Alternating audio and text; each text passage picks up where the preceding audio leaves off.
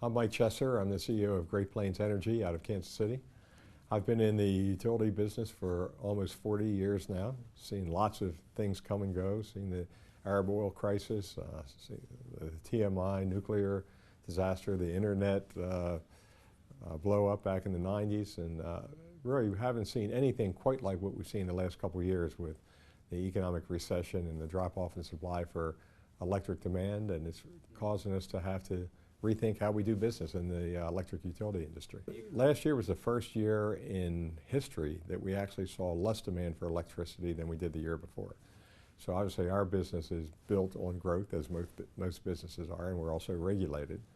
So we're having to look for different regulatory models that maybe recognize the investments that we're having to make without having to rely on people using more of our product. There's two reasons behind the energy use reduction. One is the economy, of course. People are being more cost conscious, both from a business and a personal use. But also there's increasing efficiency in energy. You know, appliances are becoming more efficient, lighting is more efficient. We just moved into a new headquarters, and we reduced our energy intensity by 30%. So it clearly is a new world. Economy in the Midwest doesn't tend to have the highs and lows that the coasts have. We've seen some reduction, and we're a little slower maybe to see the pickup. The other thing about the Midwest, particularly the Kansas City region, is the roots of the region are in entrepreneurialism. And so there's more of an optimism, there's more of a belief that we're going to be able to innovate and find our way out of the current situation than maybe you find in some of the more heavily populated, depressed areas of the country.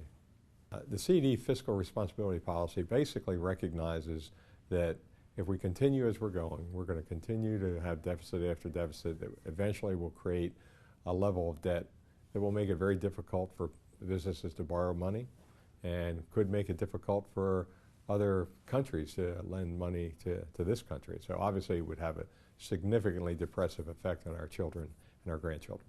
So the idea is we need to recognize that. There needs to be no sacred cows.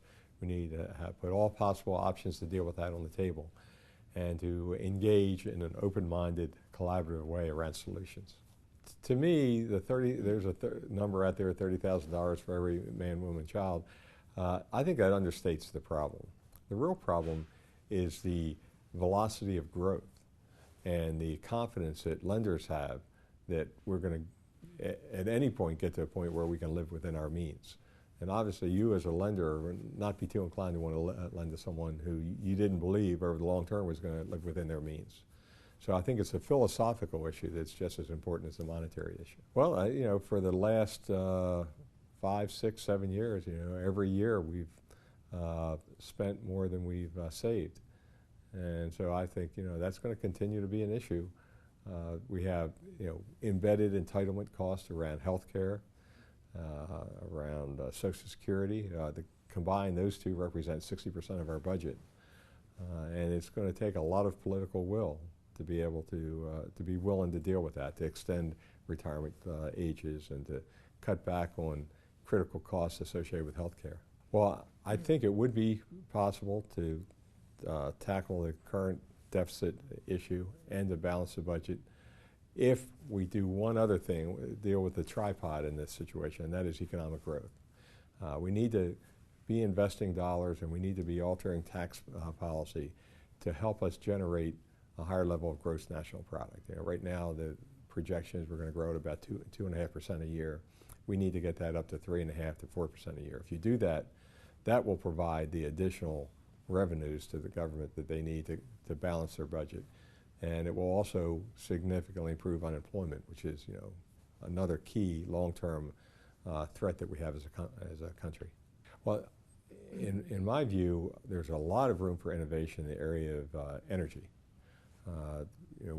Fred Smith from FedEx was talking about the need for electrifying vehicles, vehicles getting to the point where they get 200 miles on the charge for a battery, and moving vehicles from oil that we import to electric, creating jobs associated with that here within the U.S. I also think there's a lot of innovation in the area of electric technologies, smart grid, making homes and businesses more efficient, creating green jobs here within the U.S.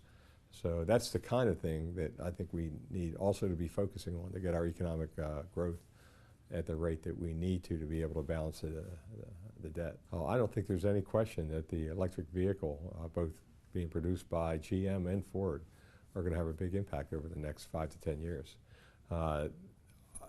Initially, I think most of the impact is going to be in the hybrid vehicles that both, run on electricity and natural gas. But ultimately, as the battery technology improves, the all-electric vehicle is going to be the big breakthrough.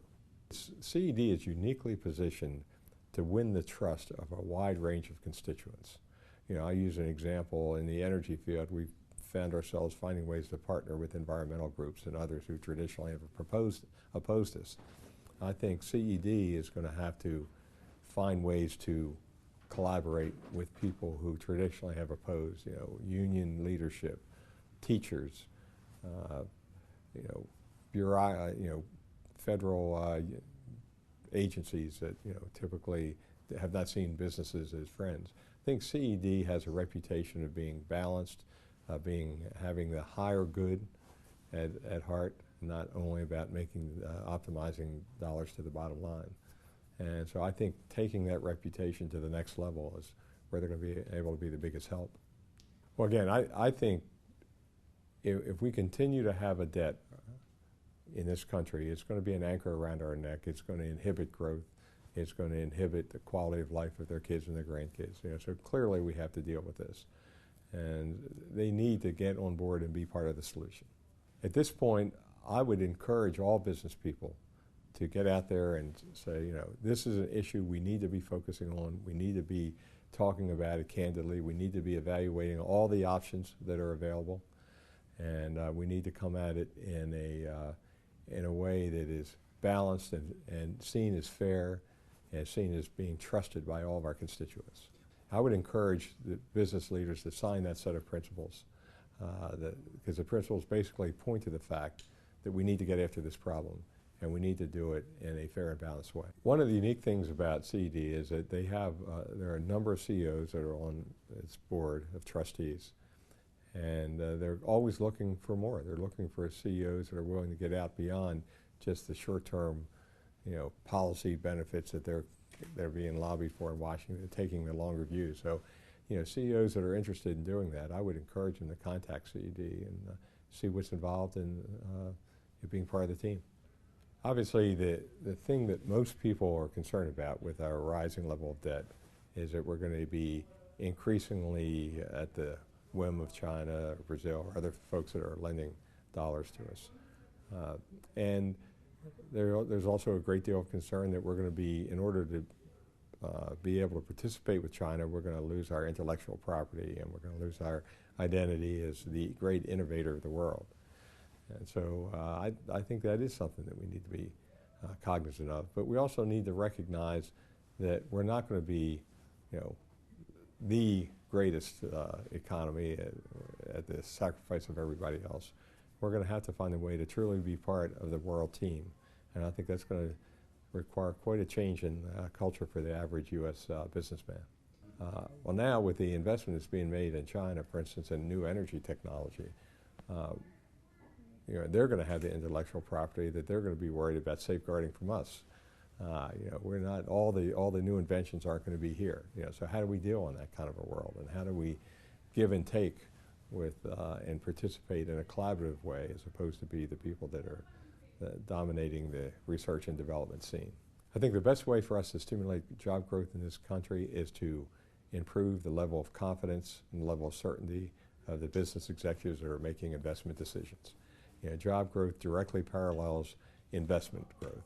And investment today, with the uncertainty around healthcare costs, with the uncertainty around environmental impacts, it's very difficult to justify those kinds of long-term investments. So provide more certainty around the investment climate and to have policies such as expensing investments once the investment is completed as opposed to depreciating over 7 years, I think would help to provide that level of certainty that would create that level of investment that would create that level of job growth. I first got involved in CD back in the early 90s when I read a report that they wrote on early childhood education.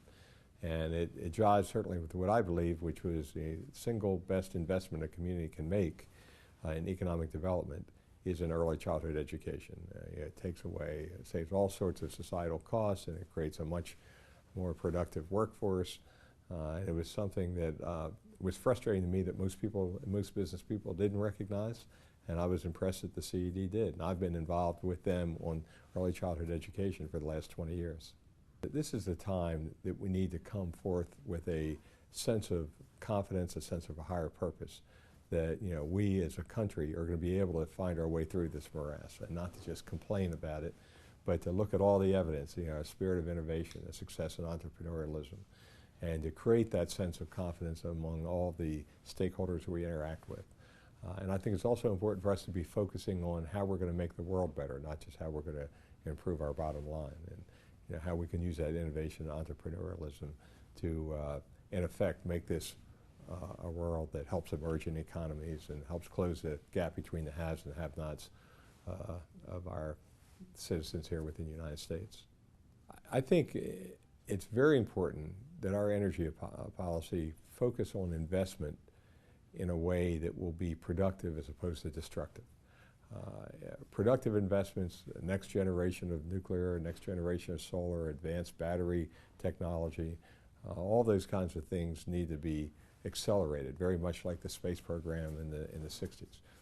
What we need to avoid is non-productive investments, early retirement of coal plants that are still productive, unnecessary conversion and investment in emissions control on very old plants that, given a little bit more time, could be retired in an orderly fashion. So it's a complex issue, but focusing on growth and technology development, I think, is a key to our energy strategy.